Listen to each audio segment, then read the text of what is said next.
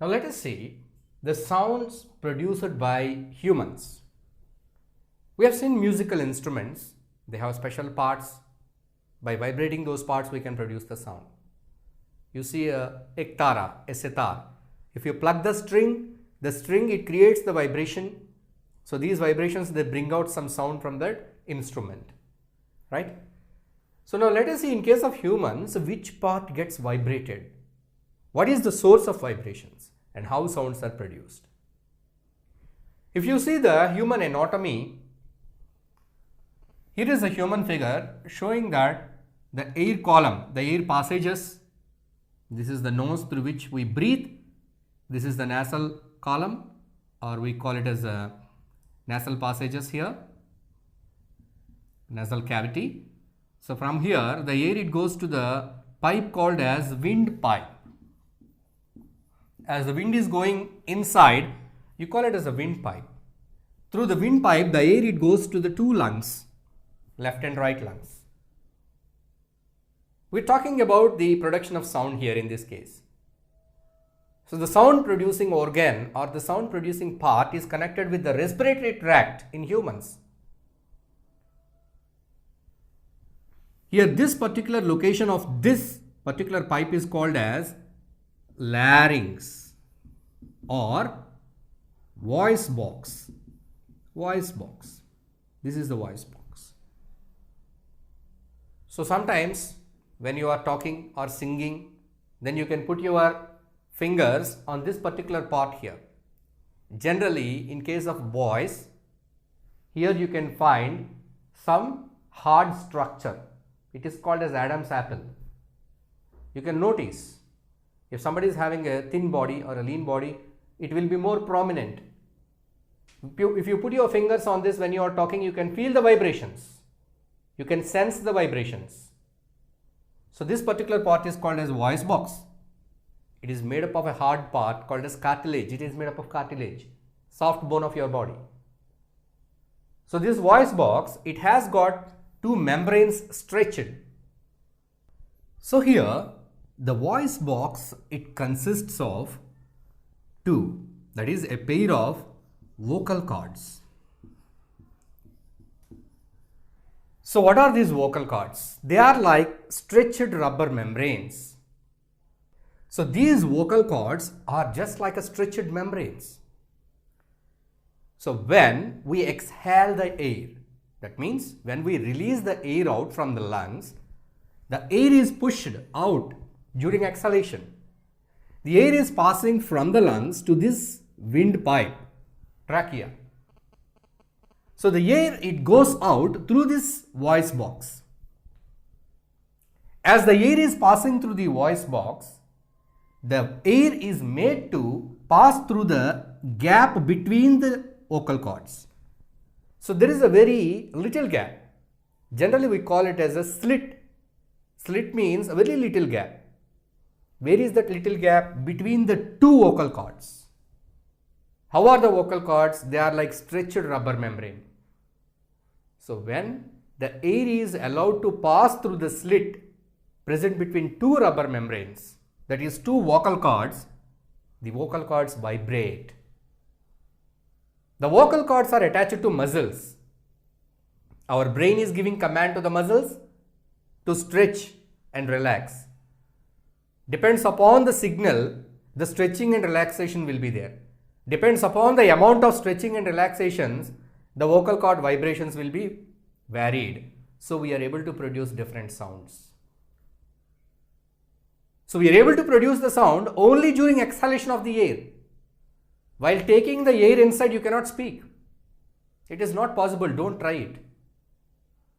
You can speak only while you exhale the air. Means we can speak only with the air which is coming out of our body.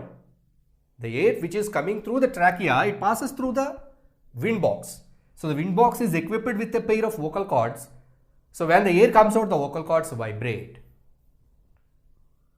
So this is how sound is produced by humans.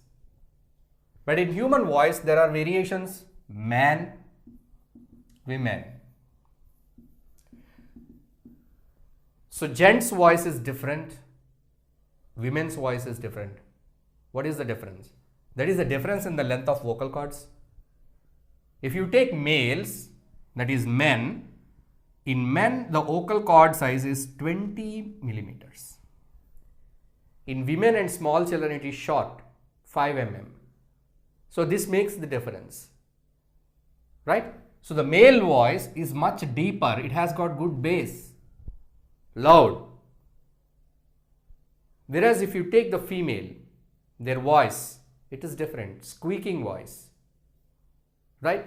So the difference is brought by this, the length of the vocal cords.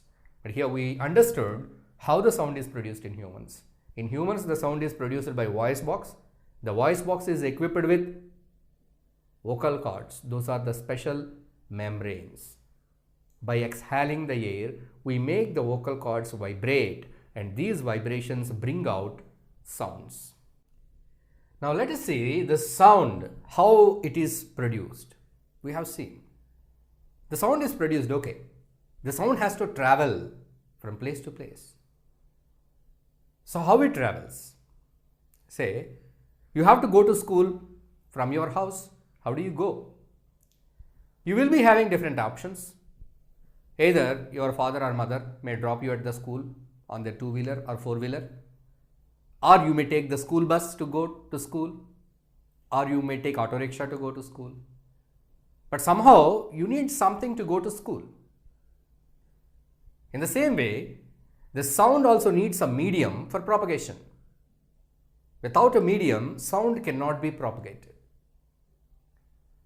You are shouting, somebody will listen in the next room or close to you. The sound must travel from your mouth to the ear of the second person. Then only he will be able to listen to you. So the sound must travel.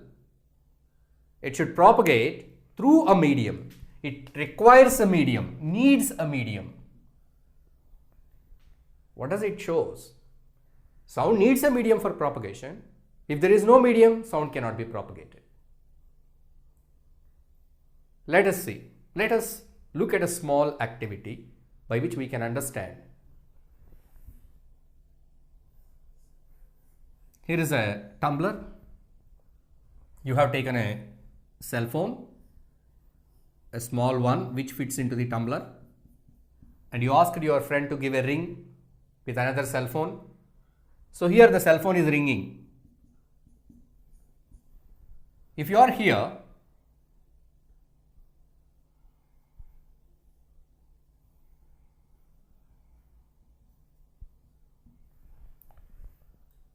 the vibrations, they reach to your ear. You could hear that. Right? You can listen to these vibrations. The vibrations are passing through a medium, that is the air. So what is the medium here? Air. How can we prove that it is air? Let us see. So this person or you have kept the glass tumbler here close to your mouth. Inside the glass tumbler, cell phone is there. See that there is no water in the glass tumbler. So you kept it on your mouth like no air is inside, and slowly with your mouth you are sucking the air present in the glass tumbler. What are you doing? Sucking the air means you are removing the air inside. Now again you asked your friend to give a ring with another cell phone. Another cell phone. So from here the signal goes to this and it rings. As you are sucking the air, the sound of the cell phone, the ring of the cell phone gets fainted, becoming slow, slow, slow. The volume becomes less, less, less. As the air is being sucked, after some time, if the air is totally sucked up, you can't hear the ring. What it proves? Air is a medium for the propagation of sound. Sound travels through air. If there is no air, no sound can travel. That is the reason if you go to outer space, onto moon where there is no air, two people cannot talk. Because there is no air to propagate the sound. So here we have seen air is a medium of propagation of sound. But only the air. Let us see one more activity. Here you have taken a water tank let it be an aquarium or something. So it is filled with water. Now you have taken a handbell which is used in performing pujas. We ring that bell, small bell, a handbell is taken. And the handbell is moved inside the water, the bell is ringing. Could you hear the sound outside? You are shaking the bell inside the water. Can you hear the sound outside? No. So you have kept your head.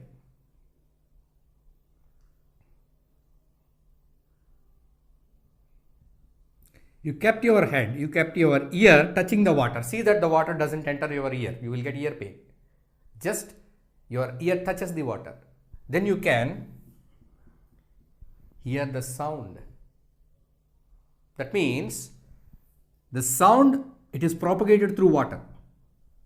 Here we have observed that the sound, it propagates through air. Here water. So water is also a medium for the propagation of sound along with air and water. The sound travels through water. So such kind of appliances or equipment are used by the ships to notice what are the obstructions on the way of the ship under the water which cannot be seen. The sounds produced by dolphins and whales used to communicate. The sound travels through the water. If it doesn't travel through the water, it is not possible for the communication. Sounds, they travel through water. Sounds, they travel through air. But only these two, air and water. The sounds, they even propagate through solids. Solids. What are solids? Any objects which are made up of wood, which are made up of metal, paper, thread. Let us see an activity. Say you are here and your friend is here, right? And you have taken a scale, wooden scale, long 1 meter scale. Your friend is holding the scale with his hands. And you are at this point. So your friend is scratching the scale here. You kept the scale at your ear. So you could listen to the sound, what he is scratching so clearly when you touch the solid scale to your ear. So this is the wooden scale, 1 meter long. The sound is easily traveled through this distance through the solid. Right? So you have a railing, metal railing on your steps. This is a metal pipe. Maybe your school railing in your school or someplace. So these are the steps. So one of your friend is here and you are here. He is simply scratching on this pipe. If you keep your ear on this pipe, you can hear the sound. The sound travels through this pipe, even though it is some 5 meter, 6 meter long. So sound propagates through solids. Sometimes you might have played telephone game. Telephone. You will make phone with a paper cup. So you will be taking a paper cup like this and you will make a hole and tying a string, and somewhere else your friend makes having the one more cup with the string. But the string should be straight, not loose. Then if your friend is talking here, you can listen it here. Right? This is a paper cup phone. How the sound is propagating here. The string can be very lengthy, 20 meters, 30 meters. Right? Here when your friend is talking here, if the string is tight, it is very tight, not loose. Then the sound propagates through this string to the other end. So what these activities suggest, what these activities tell us, that is, sound propagates through solids. Sounds propagate through solids. You can observe. So you are living in some 2-storied or a 3-storied building. So night time, whoever are living in your bottom floor, if you are in the second floor, whoever are living in the first floor, they may switch on their fans, ceiling fans. If you keep your ear on the floor, you can just listen to that sound, ceiling fan sound. As the fan is rotating, you can hear the sound. Because the fan is attached to the ceiling, roof. So that is, the ceiling of the bottom floor will be the floor of your floor. Then if you keep your ear on your floor, you can listen to the sound. So here we can notice with all these activities at these situations, we can understand that sound propagates through solids. So what we can conclude here? Sound propagates through air, sound propagates through water, sound propagates through solids. So what is the medium for the propagation of sound? Air is the medium, water is the medium, solids are the medium through which the sound propagates. Now let us see how we hear sound through our ears. We have seen how sounds are produced in human body, that is by the voice box, the vocal cords, vibration produces the sounds. But how we are able to hear the sounds? What we have, what mechanism we have, what special parts we have in your ear to listen to the sound? See, we have two ears to perceive the sound. Why we have two ears? Why can't we manage with one ear? Yes, with one ear also we can listen, but why God has given two ears? The reason is the two ears helps you to get a stereoscopic hearing.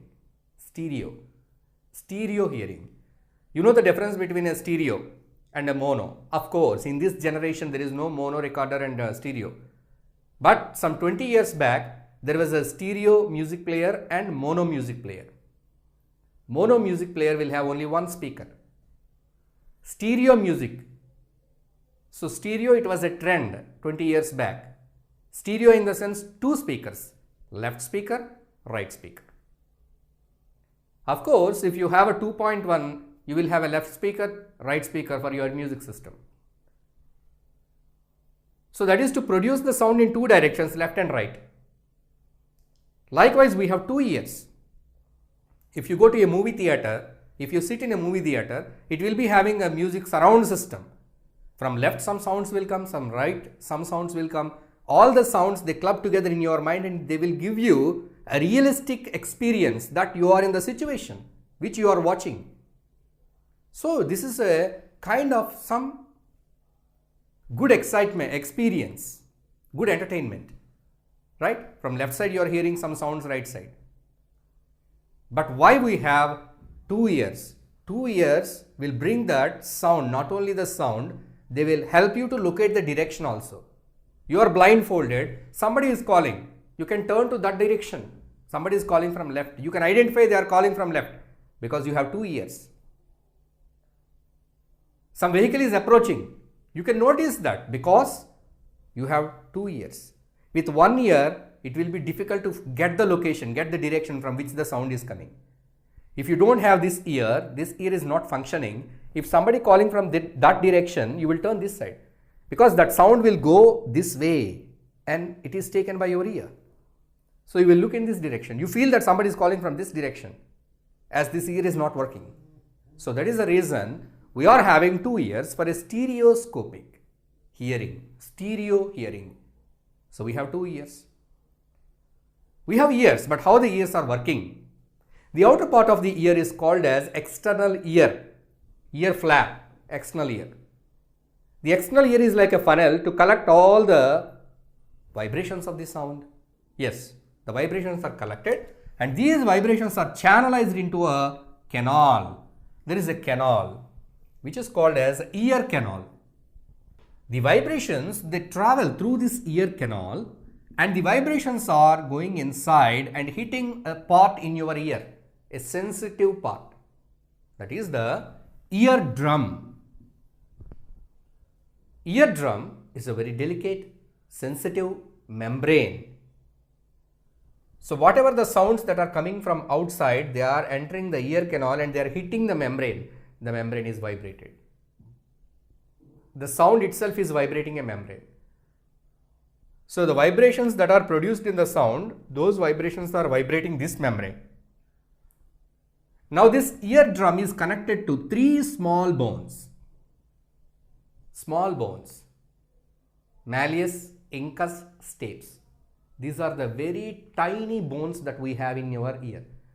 In fact, those bones are the smallest bones in your body. If somebody asks you, what is the smallest bone in your body? The bones present in your inner ear are the smallest bones. Malleus, incus, stapes. These bones are very small. very delicate. They are connected to this eardrum.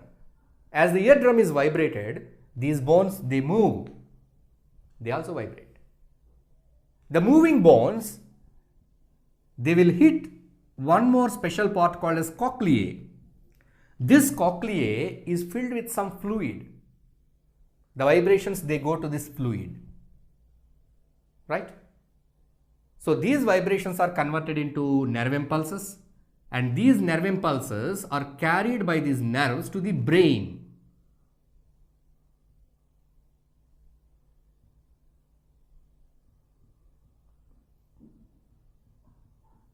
They're carried to your brain. Then the brain will get the sound. It will analyze what sound it is. This is how you're able to listen to the sounds. So the outside sound waves or vibrations are passed through the ear canal. They hit the eardrum. Eardrum makes the bones to move. The bones, they will create some vibrations in this particular part, cochleae. The cochleae has got liquid. So there the vibrations are converted into electric signals. The electric signals are carried by the nerves to the brain. This is how our hearing is done. This is how the ears work. If you like this video, please give a thumbs up. Please subscribe to our channel to get more videos on CBSE syllabus.